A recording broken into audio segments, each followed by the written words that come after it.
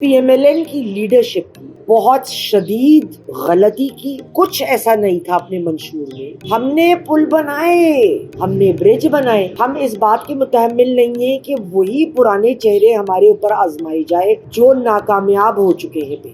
وہ کیا پھر فائنانس منسٹر بن کے ہمارے سر پہ مسلط کیے جائیں گے؟ اولڈ وائن ان نیو بوٹلز. جس طرح وہ لوگ گئے اور پھر لائے گئے, ان کو لوگ دیکھ رہے تھے اسٹیبلشمنٹ کی ٹیم نمبر B. یہ بہت زیادہ ڈیموکریسی سے دل اٹھ جانے والی بات. خواتین و حضرات السلام علیکم. میں ہوں آپ کی میزبان یاسمین آفتاب علی, پروگرام اور چینل یاسمین آفتاب علی کے ساتھ. ایک تو آپ لوگوں کی محبت کا شکریہ. ہم لوگ تقریباً 1500 سبسکرائبرز تک آ گئے ہیں. بس اتنا سا فاصلہ ہے. آپ نے اگر تک چینل سبسکرائب نہیں کیا ہے, بیل آئیکن پریس کریے اور چینل کو ضرور سبسکرائب کریں. میرا آج کا موضوع آج کی چٹپٹی سیاست نہیں ہے, بلکہ آگے آنے والے دنوں میں خصوصاً PMLN کو جو اپنے اسٹریٹجیز کا تجزیہ لینے کی ضرورت ہے, اپنی پالیسیز کا تجزیہ لینے کی ضرورت ہے, وہ بہت اہم ہے.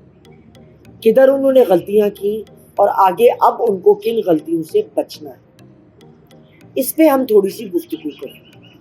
جو PMLN کی لیڈرشپ تھی, میرے خیال میں غلط ہو سکتی, انہوں نے بہت شدید غلطی کی. پبلک کی پرسیپشن کو پڑھنے میں اور ان کی سوچ کو سمجھنے کے لیے, خصوصاً نوجوان نسل, ان کے پاس کچھ ایسا نہیں تھا اپنے منشور میں جس میں وہ نوجوان نسل کو کچھ آفر کرتے.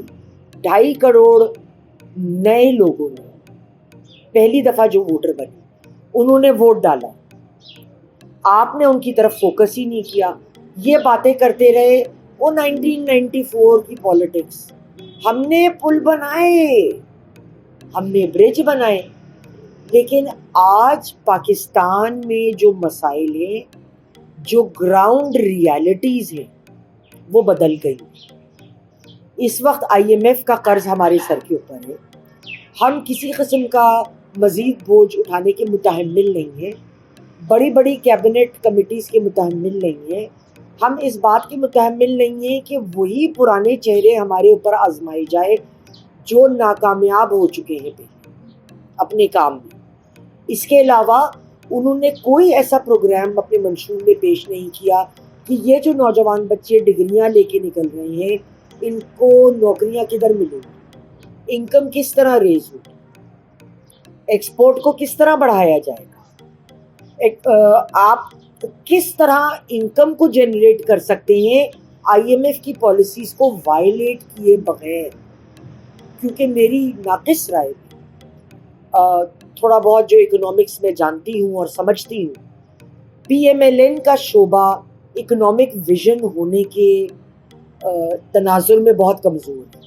اور اس سے زیادہ کمزوری کی مثال کیا ہو سکتی ہے کہ جو ان کی کمیٹی بیٹھی ہے اور مختلف ناموں پہ تجویز کی جا رہی ہے, ان پہ غور و فکر کیا جا رہا ہے. اس میں اسحاق ڈار صاحب کا نام ایز اے اسٹیٹ منسٹر بہت سامنے ہے, بہت نمایاں ہے کہ جی 15 اسٹیٹ منسٹرز جو ہمارے بنیں گے ان میں غالباً وہ ایک ہوں گے. پھر وہ کیا کریں گے, وہ آئیں گے, وہ کیا پھر فائنانس منسٹر بن کے ہمارے سر پہ مسلط کیے جائیں گے؟ اس سے کیا ہوگا؟ پہلے بھی جب وہ آئے تھے انہوں نے پاپولر پالیٹکس کرنے کی کوشش کری, پیٹرول یا کس چیز کی قیمتیں وغیرہ بڑھائیں, اور IMF نے جو لون ہمیں دے رہے تھے وہ بند کر دیے. تو جب کیئر ٹیکر حکومت آئی تو پھر انہوں نے 1 سال کا ٹرینڈ جو تھا وہ کھولا اور سختی سے اس کے اوپر پھر کارروائی کی, جس کی وجہ سے جو وہ IMF کا پروگرام ابھی جون جولائی تک چلنا ہے بہرحال آپ کا. تو ہم دیکھیں نا, وہ جس کو کہتے ہیں نا اولڈ وائن ان نیو بوٹلز, وہی شراب تسی پرانی بوتل سے کٹ کے تے پھر خوبصورت بوتل پا دے ہو, اینڈ دین یو سے دیٹ لک اس کا ٹیسٹ بھی ڈفرینٹ ہے. ٹیسٹ تو بھائی صاحب بیچ میں وہی ہوگا جو تھا. آگے چلتے ہیں. PMLN کے لیڈران کا یہ بھی خیال ہے کہ ان کو فوری الیکشن کرا لینے چاہیے تھے جب PTI کی حکومت بنی تھی, اور ان کو ایک دم سے اپنی حکومت لوگوں کو جمع کر کے نہیں بنانی چاہیے تھی. خیر بعد میں تو بڑی کچھ خیالات انسان کو آتے ہیں. اصل چیز تو وہ ہوتی ہے نا جب تیر چلاؤ تو اس وقت اس سے بچا جائے. جب تیر نکل گیا اور آپ ہٹے نہیں سامنے سے تو بھائی صاحب تیر تو ادھر جا کے نکلا. وہی ہوا ان کے ساتھ. اس کے علاوہ ان کا ڈیولپمنٹ کا کوئی نیریٹو نہیں تھا کہ ہم اس وقت سب سے زیادہ اہم پاکستان کے لیے جو چیز ہے وہ معاشرتی اسٹیبلٹی ہے. معاشرتی اسٹیبلٹی اور سیاسی اسٹیبلٹی یوں ہے. تو اگر معاشرتی اسٹیبلٹی نہیں ہوگی ملک میں اور سیاسی اسٹیبلٹی نہیں ہوگی تو وہ بھی اس پہ اثر انداز ہوگی. تو اس صورت میں پاکستان کو سنبھالنا, اس کو اسٹیبل رکھنا بہت زیادہ ضروری ہے کہ ہم اپنی انکم بھی بڑھائیں لیکن ساتھ ساتھ قرض کی ادائیگی میں بھی تاخیر نہ کریں. پارٹی جو تھی وہ ان کی جو بھی انہوں نے سوشل میڈیا پہ اپنی کیمپین چلائی وہ پی ٹی آئی کے نیریٹو کو کاؤنٹر کرنے میں بری طرح ناکام ہوئی تھی. اور سوشل میڈیا میں ان کو پوری طرح پی ٹی آئی نے ان کو پی ایم ایل این کو کرپٹ پینٹ کر دیا گیا. اس کے علاوہ مجھے جو تھوڑا سا یہ خیال ہے کیونکہ میں خود حلقہ نمبر 122 میں بیٹھی ہوں جہاں سے سعد رفیق صاحب لڑے بھی اور ہارے بھی.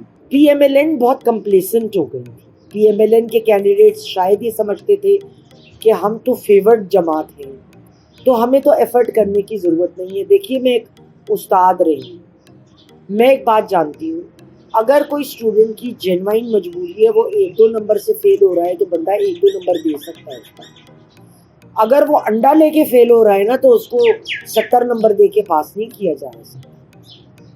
تو بالکل پی ایم ایل این کی جانب سے کمپلیسنسی تھی.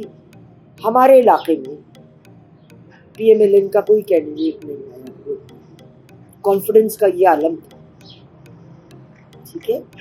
اس کے علاوہ جو ان کی فوکس ان کا رہا وہ ابھی بھی آپ دیکھیں تو وہی پرانے سکے جو پٹ چکے ہیں مارکیٹ میں, یا جو 1-2 نئی شکلیں اگر آئیں گی تو مریم نواز صاحبہ کی شکل میں جو نامنیٹ کی گئی ہیں وہ پنجاب کی چیف منسٹر کے طور پہ.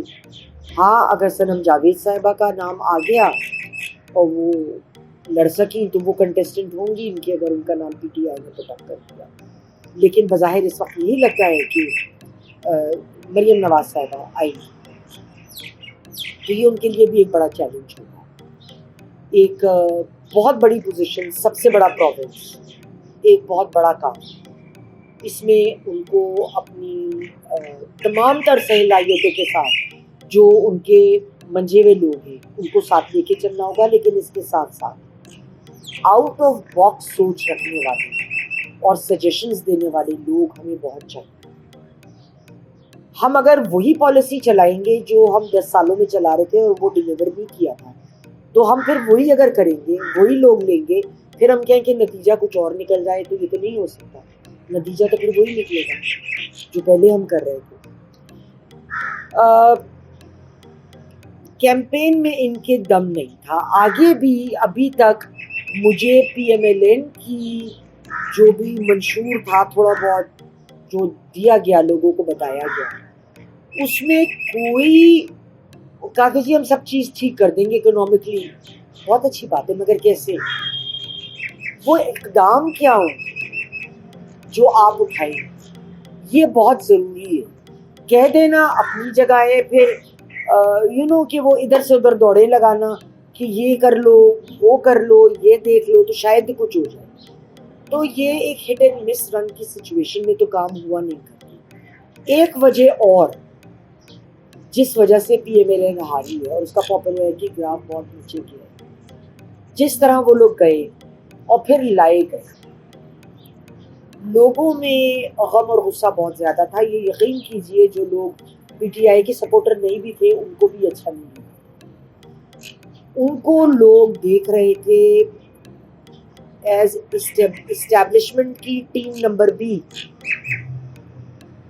اب یہ صحیح ہے یا غلط ہے میں نہیں جانتا, میں ایک لوگوں کا تاثر آپ تک پہنچا رہا ہوں.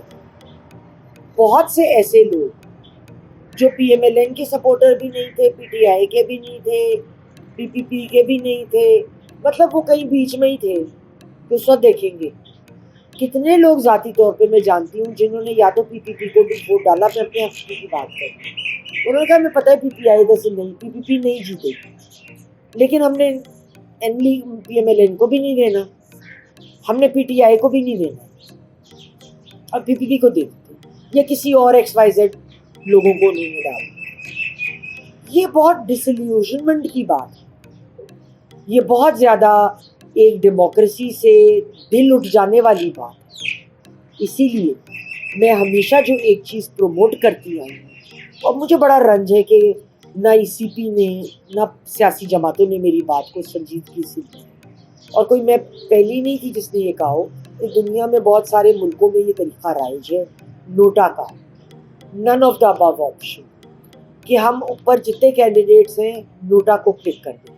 تو نوٹا کو آپ کلک اگر 50% سے زیادہ جن لوگوں نے ایک ہفتے میں ووٹ ڈالے وہ کلک کر دیں گے, تو اس صورت میں یہ ہوگا کہ وہ تمام لوگ جو اس وقت اس حلقے سے لڑے وہ ڈسکوالیفائی ہوں گے, ان کی ضمانتیں ضبط ہوں گی, وہ کم از کم اگلے 2 الیکشن تک لڑ نہیں سکتے, اور اس الیکشن میں پھر نئے لوگ لائے جائیں, بائی الیکشن کرائے جائیں. اس سے زیادہ خوبصورت ڈیموکریٹک طریقہ تو ہو نہیں سکتا. اللہ کرے ہم ملک کے لیے بہتر سیکھیں, اس کے لیے کریں. اور آگے مجھے نہیں پتا, اگر آج جب میں پروگرام ریکارڈ کرا رہی ہوں جمعرات کا دن, کل جمعے کے روز بہت ساری پارٹیوں نے اعلان کیا ہے کہ ہم سڑکوں پہ آئیں گے, رزلٹ کے خلاف احتجاج کریں گے. یہ پاکستان کے لیے مناسب, پاکستان کے لیے اچھا نہیں ہے. اگر آپ کو رزلٹ سے اختلاف ہے آپ ECP کے پاس جائیں جو پہلا فورم ہے, اور ECP کے بعد آپ ان کے اگر آپ فیصلے سے متفق نہیں ہیں تو ہائی کورٹ جائیں. صحیح طریقہ یہ ہے. یہ زبانی کلامی کتے بلیوں کی طرح سڑک پہ نکلنا اور لڑائیاں کرنا یہ ملک کے لیے بہتر نہیں ہے. اور ہم اس نہج پہ آ چکے ہیں کہ ہمیں یہ سوچنے کی ضرورت ہے کہ ہمارے ملک کو اس وقت کس چیز کی ضرورت ہے. ہمارے ملک کو ساری پارٹیوں کے اکٹھے ساتھ چل کے ملک کے لیے کام کرنے کی ضرورت ہے. اتنا تو میں بھی بتا سکتا ہوں. اگلے پروگرام تک کے لیے